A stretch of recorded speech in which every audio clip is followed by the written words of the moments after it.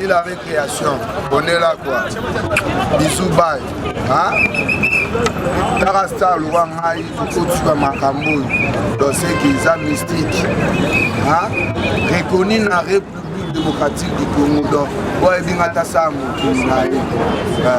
et là, qui que tous la capacité, il y a mobilisation en toute spontanéité. Mobilisation na biso zali pona nini ezali po ete FCC cash ezali menacé et biso ba sentinelle ba nationaliste te ko permettre ceux qui mokete ba inyamboka ba panza FCC cash. Nana Ebisibino, Nana Ebite qui est fatigué le président de Joseph Kabila, qui ne connaît pas, tout le monde sait. Si le global au Bénin, nous battons pas l'Oba. Il y a la confusion entre Cash et FCC, de l'Union Moté. Kabila, c'est l'initiative, il y a bien organisé l'élection. Tout le monde doit faire une écoutabilité. Tout le monde est fatigué, fatigué, le président. Si on a moins évité.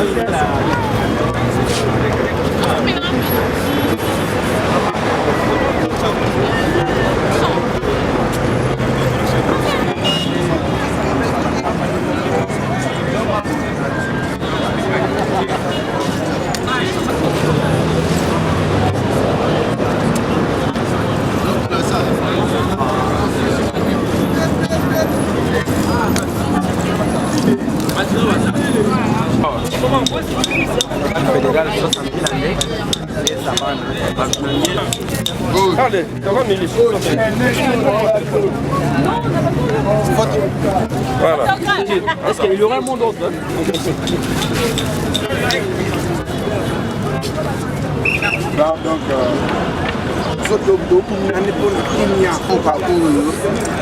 Yamakasi, tolingi mbutu mbutu te milinga milinga te. Na beti la bino siffle. Fini la récréation. On est là quoi. Bisous bye. Hein? Tarasta Louangaï, Kotuka Makamboui, dans ce qui est mystique. Hein?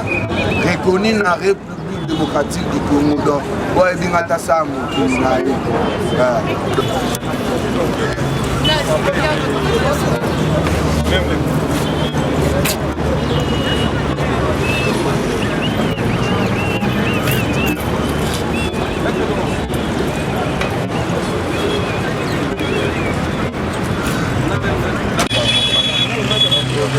La canta.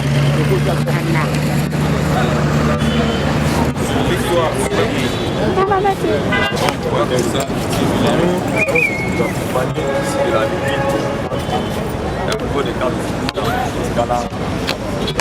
C'est notre mission, nous sommes censés nous sécuriser.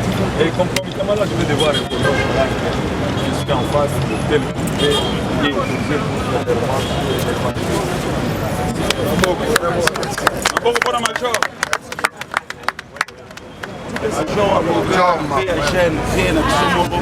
mon capitaine Azana vient secteur.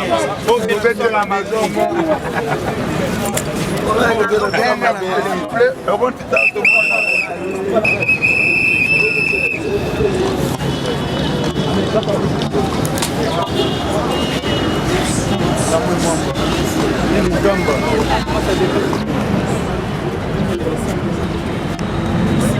Pas de deux camps.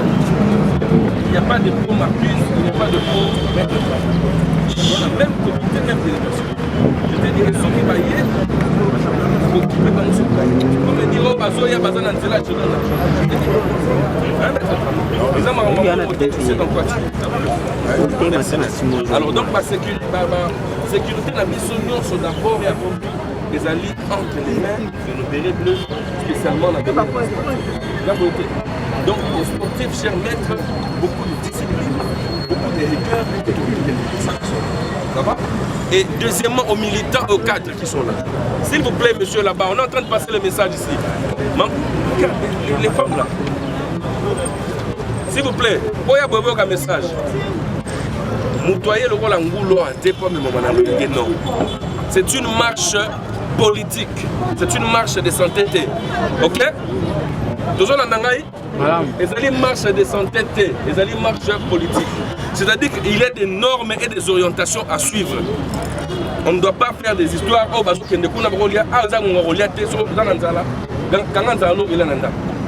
ça va, ils marchent de sainteté. Oh, oh, qui sont là-bas? Je le dis, je sais pourquoi je suis en train de le dire. Les alliés marches politiques, nous devons être bien alignés, respecter le principe pour que Tokenda jusqu'à terme. C'est-à-dire quoi? Devant nous, il y a nos amis qui ont les banderoles. Il y a Yonaye, il y a Mo, Je suis là. Je suis là.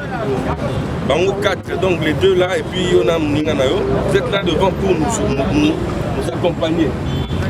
Ok? Devant nous, il ne faut pas tout le temps loyenge. On n'a que 5 lignes. Ça va? De reprocher à la politicien, il va dire que notre marche, mais nous-mêmes, nous voulons lutter contre cette histoire. C'est-à-dire que moi-même, je suis là devant. Rebecca, Madame Rebecca. Appelez-moi Madame Rebecca. Et lui là, comme Ligue de Jeunes, il est à mes côtés. Toi, comme coordonnateur Ligue des sportifs, tu es à ses côtés. Donc 1, 2, 3, 4. Et je crois 5, bon, comme il est pressé, 5 est bazar. 5 lignes.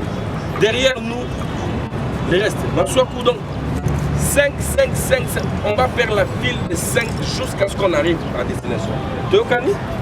S'il vous plaît, il y a des gens qui peuvent nous faire des guet-apens, il y a des gens qui peuvent nous mettre des pièges. Sauf que aux anabis sautés, quelque chose t'arrive, vous voyez que est-ce que vous me suivez? Monsieur là-bas, toi je donne les instructions. Là-bas, oh, chers camarades, venez suivre les instructions. L'inspecteur pour tout le temps, pour commander là, oh, ma betinga, ma banga, toujours on ne sait pas ce que nous allons rencontrer devant nous. C'est vrai qu'il y aura la MONUSCO qui va nous accompagner, il y aura la police qui va nous accompagner, mais ils allaient marche politique. Vous avez entendu? Ils ont marche auto, et bien l'autre, ils ont visé. Qu'est-ce qu'on vise? On vise à ce que base à la peine un ADEC peut exister. On n'est pas des accompagnateurs pour observer kaka. Nous aussi nous devons exister. C'est-à-dire que l'existence ce sont des personnes identifiées et identifiables. De telle manière que ceux qui ont créé Moutou, on va t'identifier jusqu'à chez toi. Pour comprendre que tu n'es pas plus fort que l'État. D'accord? Donc, on va s'aligner en file. Non, Maître Tramon, toi tu seras derrière toutes les délégations. Yo, toi, Souka, on a une information que, même comme Maître Tramon, tu es derrière tout le monde. Hein? Il y a Maman Souzy qui arrive, elle aussi va marcher avec nous. Donc on va s'aligner en file de 5 pour que tout le monde marche la mission. On vous a donné les sifflets. Les sifflets, on ne vient pas filmer ici. On a dit viva. On ne vient pas frimer. Oh, pour frimer, c'est la fierté. Nous sommes venus faire la politique. Allah dit on ne vient pas frimer, on vient faire la politique. Vous en avez sifflé, ça dit que tout le monde a sifflé pour m'occuper que non, ça marche. Moi-même, j'ai mon truc, mon carton. Nous, on vous remet des cartons. Ça dit que ceux qui sont d'abord, pourquoi passer dans chez là? Voilà. On va vous remettre des cartons, c'est-à-dire quand on marche, moi-même je suis comme ça, tout le monde est dans ça.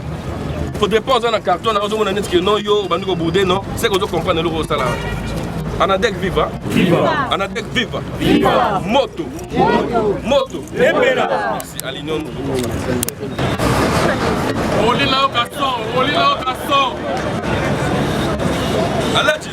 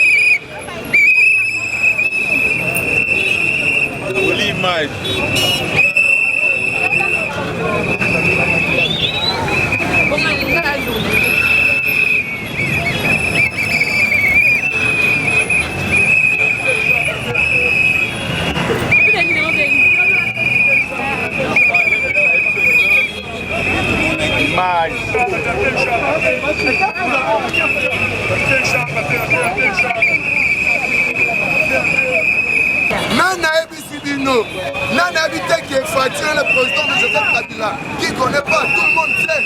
Si le global Oberlin, nous va faire Baloba. Il y a la confusion entre Kachna, FCC, Tolini à Moté. Kabila, cette initiative, il y a bien organisé l'élection. Tout le monde doit faire une écoutabilité. Tout le monde est fatigué, Moutabili. Fatigué, on va être président. Si on a un évité.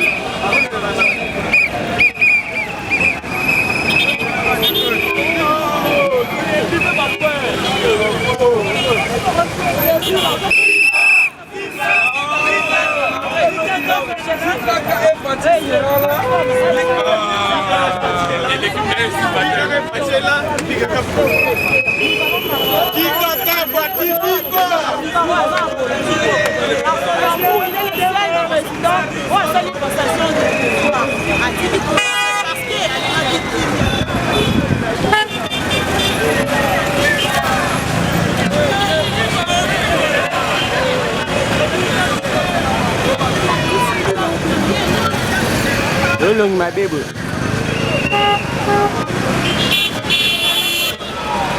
Ama place sio za banguni yote.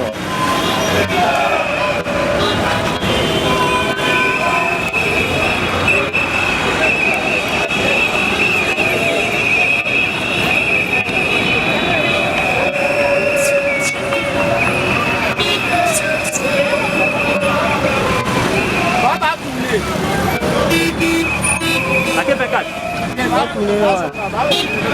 Na robô.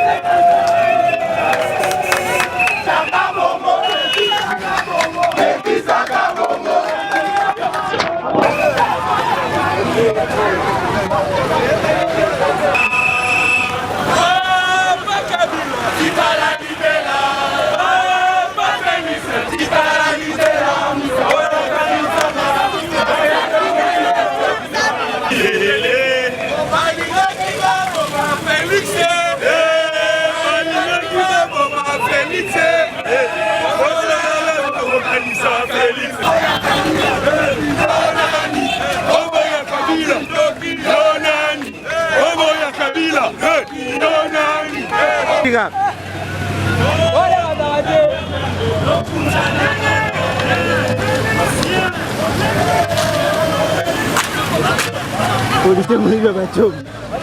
Mana sih hati?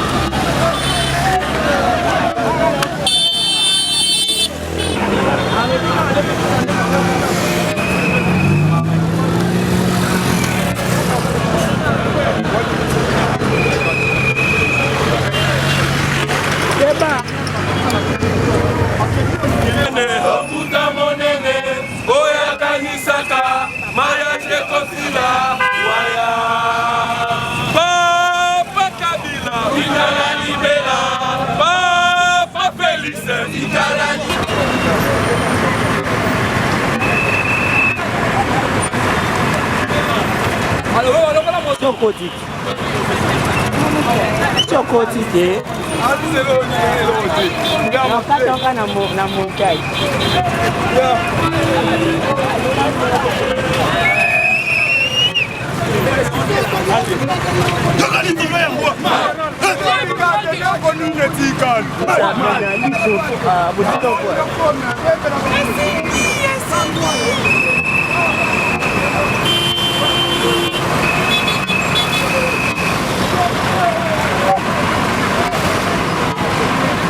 Pourriez-vous nous expliquer quelle est votre démarche? Madame, je crois que vous n'ignorez pas que la NADEC, c'est l'Alliance des nationalistes pour la démocratie et l'émergence du Congo. Donc là, vous nous voyez, je crois que notre message est très clair. Nous sommes là pour soutenir et sauvegarder la coalition FCC-CACH. Je me présente, Madame Suzy Bajoko, je suis présidente nationale AI de la NADEC. C'est dans ce but-là que l'on a pris l'initiative de soutenir, parce que nous avons compris qu'il y a des personnes qui veulent rendre cette coalition par terre. Il y a des personnes mal intentionnées qui veulent jouer de cette coalition. Nous, à NADEC, en tant que sentinelle de la République, nous ne pouvons pas accepter que cette coalition puisse être touchée, parce que la coalition a été une coalition de sang. Le président sortant, le président honoraire héros vivant, Joseph Kabila Kabange, a accepté de céder le pouvoir avec une alternance qu'on n'a jamais vue, nous, Congolais. C'est la première fois qu'une alternance se fait ici, au Congo. Alors, pour cette alternance-là, que le peuple congolais n'a jamais vue, et le président Kabila a refusé que le sang coule dans ce pays, avec le président Félix-Antoine Tshisekedi qui a été élu, nous avons eu une alternance au sein de ce pays. Nous, à NADEC, nous nous disons sentinelles de la République démocratique du Congo. Nous ne pouvons pas accepter qu'il y ait un désordre, qu'il y ait une déstabilisation au sein de cette coalition. Nous soutenons la coalition FCC-CACH à 100%. Nous soutenons nos institutions. Nous disons la présidence de la République, nous disons le Parlement, nous disons le gouvernement.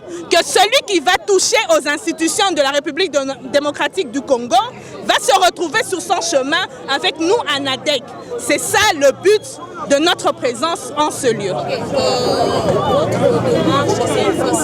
Nous disons merci à l'héros vivant, Joseph Kabila Kabange, pour nous avoir communiqué sa vision. Parce que nous sommes à NADEC, mais nous sommes membres du FCC et nous avons la vision du Raïs Joseph Kabila Kabange.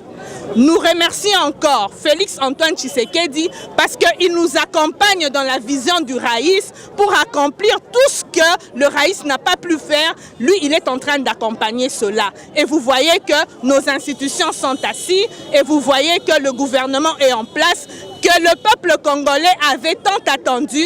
Maintenant, là, le peuple congolais a besoin de la paix. Le peuple congolais a besoin de se retrouver. Le peuple congolais a besoin de social. Et maintenant que le gouvernement est mis en place pour travailler sur ce point-là, nous ne voulons pas des gens qui sont mal intentionnés, qui sont au service des impérialistes, qu'ils viennent auprès de nous pour faire du désordre. Merci. En lingala, le CG peut parler. Qu'il arrête d'abord de distribuer. Viva Joseph Kabila Kabange, héros vivant, viva! Viva Félix-Antoine Tshilombo Tshisekedi, oye! Oye! Merci. Madame Bisso Tozali nationaliste, d'abord il faut yeba yango. Tozali ANADEC, solo nazali secrétaire général et ANADEC. nakolandi sa vision ya guide suprême na biso ya parti autorité morale excellence AGH Matembo Toto nationaliste patenté oyo apesaki biso instruction lokola tozali ba sentinelle ya ekolo totelemela mbutu mbutu oyo ezali koya liboso na biso yango wana omoni marche populaire lelo oyo ezali d'abord message na bayebakanisaka ke bazali na monopole ya rue ANADEC elakisi bino ke toza na capacité ya mobilisation en toute spontanéité mobilisation na biso ezali pona nini ezali po ete FCC cash ezali menacé et biso ba sentinelle ba nationaliste toko permettre soki mokete ba inyamboka ba panza FCC cash yami balé ba institution ya mboka ezali menacé na ba inyamboka ANADEC eko permettre soki mokete gouvernement ekoya Assemblée nationale et Simbama Sénat et Simbama de présidence de la République Yangwana ANADEC tolobi boy na mokuse au Simbi RDC au Simbi ANADEC au Simbi FCC cash au Simbi ANADEC au Simbi ba institution mboka au Simbi ANADEC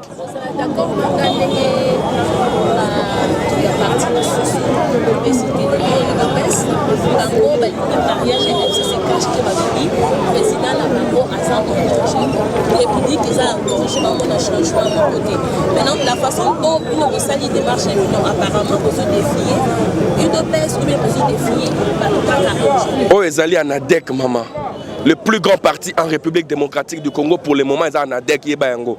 C'est-à-dire que Batu Bazali ko engagé FCC eza batu 10, 15, 20 personnes té. Grand prêtre aza c'est Moko ezali Joseph Kabila Kabange. Na côté ya ya cash grand prêtre aza Kakabe Moko Félix Antoine Tshilombo Tshisekedi. Tant que président Félix alobi lobate to Kabwana. Président Joseph Kabila alobi te to Kabwana. Atabo ki makelele ya wenze esi la kana 18h et loko ezate biso tozali na ko défier mutu te to ko défier pe mutu moko te tozali ba sentinelle na poids politique na biso to ko continuer ko défendre soki esengeli mais nazali ko loba na bino boy soki esenge ke samedi prochain lisusu to kita na balabala pona ko pesa message ya soutien lisusu ANADEC eko kita na balabala yango na bengi na baebalingi ko panza lingomba baye bazo kanisa ke bango ne bazali makasi baye bake ba sentinelle bazali ba telemeli bango mboka o eza na monopole ya mutu moko te toko tambola toko sala ba marche ba mobilisation pour que le président Joseph Kabila honoraire héros vivant aye bake batunaye bazali toko tambola pour que président Félix Antoine Tshilombo aye bake bana Joseph Kabila bato saratata na bango bazali na simanaye. Donc Mbutu Mbutu ezalate na sengelo à partir d'aujourd'hui ANADEC est décrété kimia na kati ya FCC cash viva viva FCC cash oh yeah merci beaucoup Touya joie message na biso yango wana il ne faudrait pas tout ça là du coq à l'âne donc tout ça la marche de soutien na FCC cash to comme biso ko bimisa ba biceps na biso lelo o ebota la mobilisation et salemi na ville à Kinshasa même bino bondima kité bondima kité mais boye baki ANADEC ezali parti très bien organisé na bokasi ya mokambi na biso honorable AGH Matembo Toto guide nationaliste patenté boye baki ANADEC ezali etelemi ekotelema toujours pour que kimia na kati ya Congo liloba suka na bengisi ba nationaliste nyonso tolanda ba commissionnaire ya ba impérialiste te o balingi ko panza lingomba ya ba congolais FCC cash euti na élection oyo ezalaki financé par les Congolais pour les Congolais président Félix Azali président ya ba congolais héros vivant Joseph Kabila Azali président honoraire ya ba congolais donc to sengi na bino nyonso bozala kenge to soutenir lingomba na biso FCC cash na kimia na bolingo pe na bomoko ANADEC viva merci beaucoup